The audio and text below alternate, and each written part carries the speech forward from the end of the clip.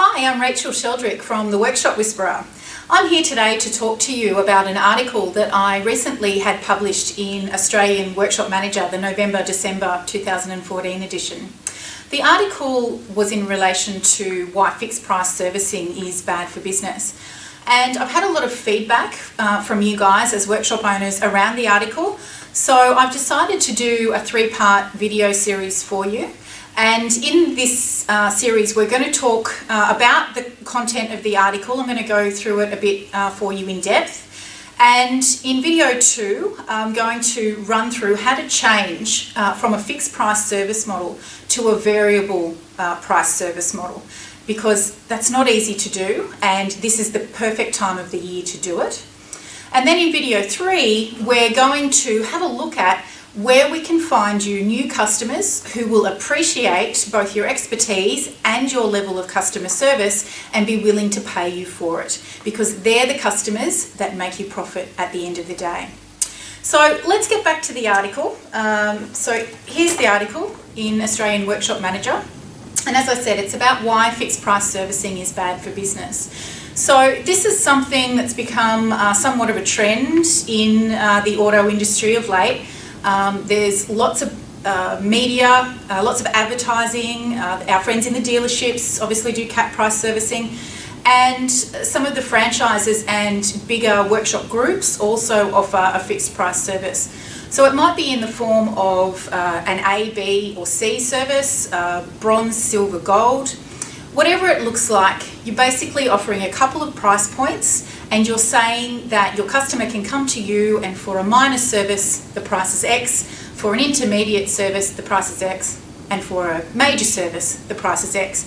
Now, after speaking to a couple of hundred mechanics about this issue, it's evident that the people that are running with a fixed price servicing model have cash flow problems.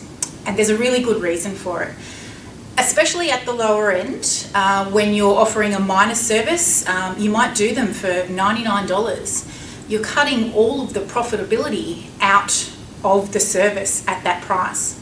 Just have a think for a second about what's involved in a minor service. The manufacturer will probably say that it's somewhere between 0.8 and 1.2 of an hour. What are you charging out as your labour rate?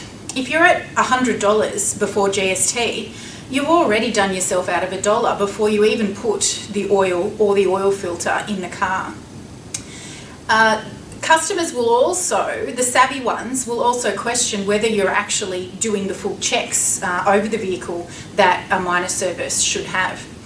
So you're teaching your customers at any of the levels of the 3 price levels to be price sensitive.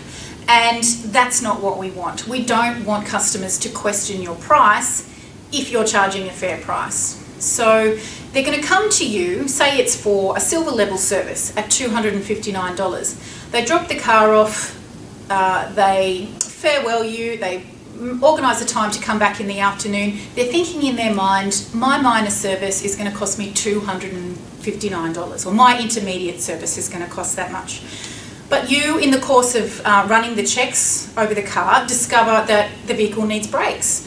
Now, you're going to do the right thing by the customer, and you're going to call them and say, you need brakes, say rotors and pads, and it's going to be an additional $500, let's say, for instance.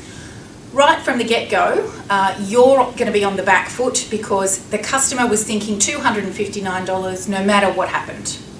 Now, it's not that price anymore. So your customer's disappointed. They're going to convey that to you, and you're going to feel that. So if you had a variable priced servicing model and the customer was aware of that, they don't have that set price expectation. They might ask you for a quote before they come in, but your quoting around that service is going to be a lot more realistic than just offering this fixed price model. The other thing with fixed price servicing is that customers don't read the fine print. So a lot of people are running with a maximum of 5 litres of oil, and that'll obviously suit the smaller and medium cars, but then a customer comes in with a vehicle that takes 7 litres of oil. If they haven't read the fine print, you're going to charge them extra for the oil, and it's probably a premium oil as well, so there's extra cost there. And once again, you're going to have an unpleasant conversation with your customer. So my aim is to educate you on how to get away from this fixed price model that's taking away your profit, and it's also meaning that you're having unpleasant conversations with customers that are just unnecessary if you're on a variable price model. So in my second video, we're going to show you how to switch from fixed price servicing over to variable. And it's not an easy process, but this is the perfect time of year to do it. You're just about to go into your Christmas shutdown. So January, you can come back, and whether that's the 5th of January or the 12th of January, with a new pricing structure and be making profit right from the get-go. So I look forward to running through that with you in video 2, and I'll see you then.